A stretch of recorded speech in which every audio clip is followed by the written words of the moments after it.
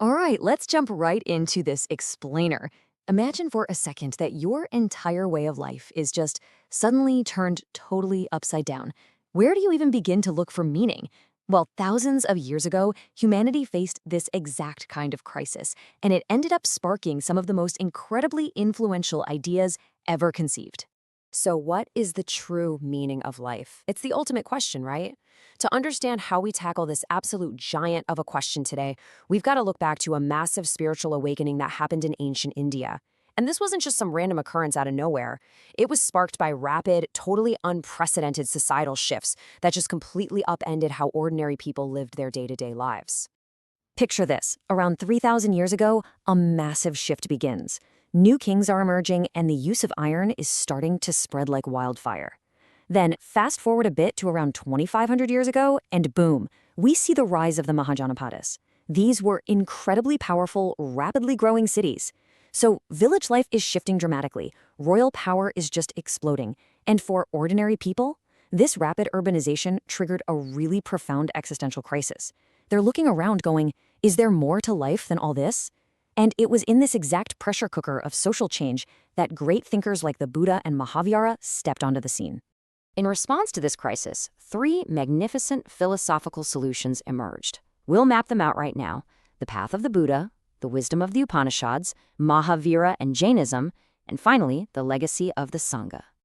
Let's jump right into part one: the path of the Buddha. Our path begins with a young guy named Siddhartha Gautama. He was born a Kshatriya prince, part of a small group called the Sakyagana. Now, despite having literally every luxury you could possibly imagine, Siddhartha felt this really deep dissatisfaction with the world. So, as a young man, he famously ditched his comfortable royal life. He left behind everything he knew to seek out true knowledge.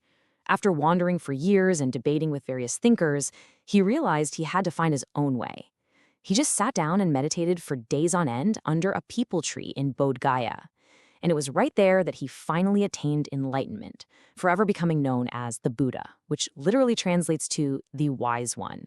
The core of what the Buddha figured out under that tree is profoundly simple, but man, is it challenging. He realized that life is just full of suffering and unhappiness. But why? Well, he deduced that human suffering is universally caused by our endless, unfulfilled desires.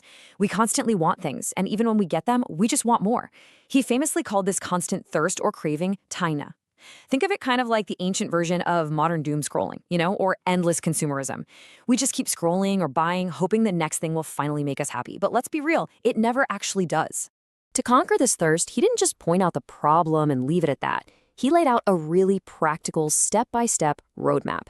He taught that you could remove this constant craving by practicing moderation in absolutely everything. He urged people to be kind, to respect all life, including animals, and to truly understand that our actions, our karma, affect us in this life and the next. This whole structured approach to conquering desire culminated in what's known as the Noble Eightfold Path, essentially a guide to steer people away from wild extremes and toward a perfectly balanced life.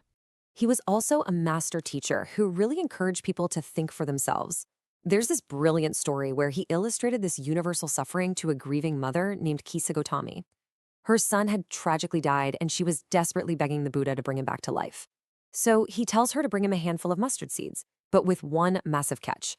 The seeds had to come from a house where no one had ever died. As she went from door to door, she quickly realized, wow, every single family had experienced the loss of a mother, a father, or a child. Through this, the Buddha gently proved to her that death and sorrow touch absolutely everyone. In Sarnath, near Varanasi, stands this magnificent stupa. It marks the exact archaeological site where the Buddha first taught these totally world-changing ideas. And here is the really crucial part.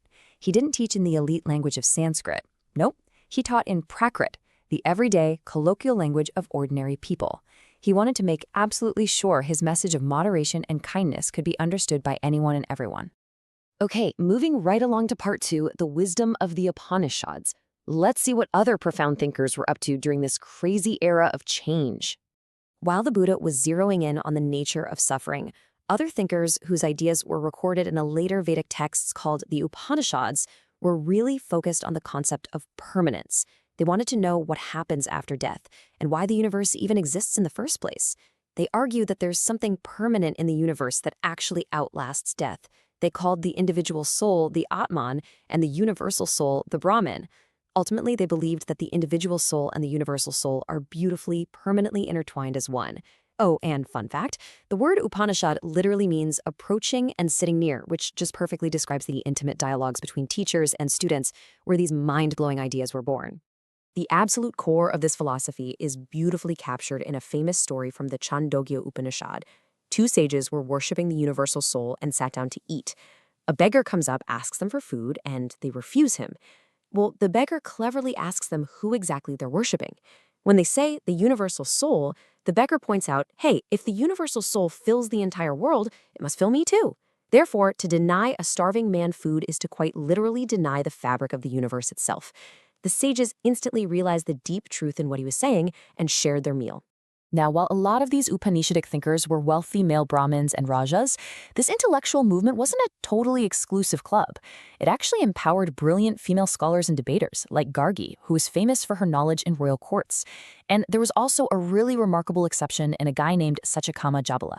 He was the son of a slave woman, yet his burning desire to learn about reality led him to be accepted by a Brahmin teacher. He eventually became one of the best-known thinkers of his entire era. It really goes to show that the pursuit of truth was starting to break down those rigid ancient social barriers. That brings us to part 3, Mahavira and Jainism. Around the exact same time as the Buddha, so 2,500 years ago, Vardhamana Mahavira was also out there spreading his message. Just like the Buddha, he was a Kshatriya prince who left home around age 30. But Mahavir spent 12 incredibly hard, lonely years living in the forest before he attained enlightenment. And his teachings, they were much, much stricter. He demanded his followers strictly observe the rule of ahimsa, which is absolute nonviolence. He believed that all beings long to live, and to all things, life is deeply dear. Because of that, you must not hurt or kill any living being whatsoever. No exceptions. His followers became known as Jainas. The word actually comes from the term Jina, which means conqueror. And man, conquer they did. But they were conquering their own human desires. They led extraordinarily simple lives. They begged for food, practiced absolute honesty, observed strict celibacy, and gave up absolutely everything they owned. For men, this even meant giving up their clothes. Talk about the ultimate minimalist lifestyle, right? It was a path of just immense, staggering discipline. Finally, let's look at part 4, the legacy of the Sangha, and see how these seekers actually organized their daily lives. When you compare these two massive new movements, Buddhism and Jainism, you see some really fascinating similarities and differences. Both boldly rejected grand Vedic rituals and the authority of the priestly class. They both empowered ordinary people by teaching in Prakrit, and both were super firm believers in the concept of karma. But Jainism proved a lot harder for the average person to follow. Because of those strict rules of ahimsa, farmers found Jainism really difficult. I mean, they had to kill insects just to protect their crops.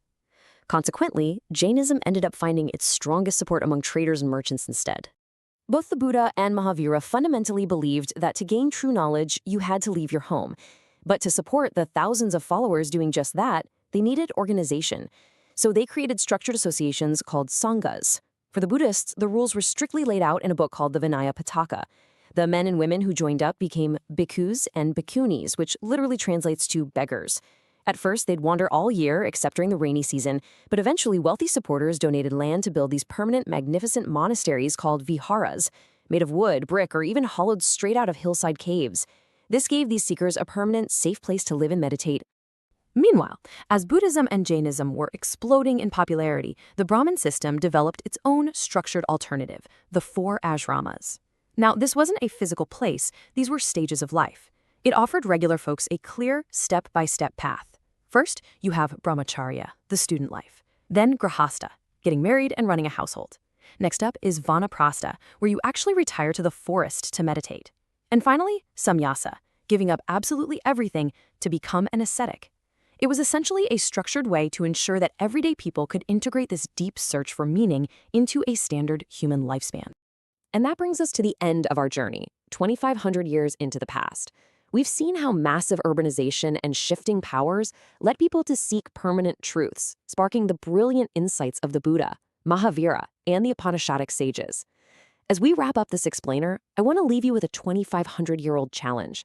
In our highly stimulated modern world, where quite literally everything is available at the click of a button, we are still suffering from what the Buddha called tanha, that endless, unfulfilled thirst. So, how will you find your own peace?